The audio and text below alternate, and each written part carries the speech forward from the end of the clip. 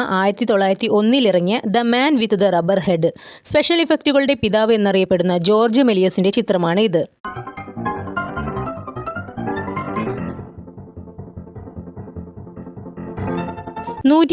വർഷങ്ങൾക്ക് മുമ്പുള്ള വീഡിയോ ആണെന്ന് ഓർക്കണം. അന്ന് ഇത് എങ്ങനെയാണ് സംവിധായകൻ ചെയ്തതെന്ന് നോക്കാം.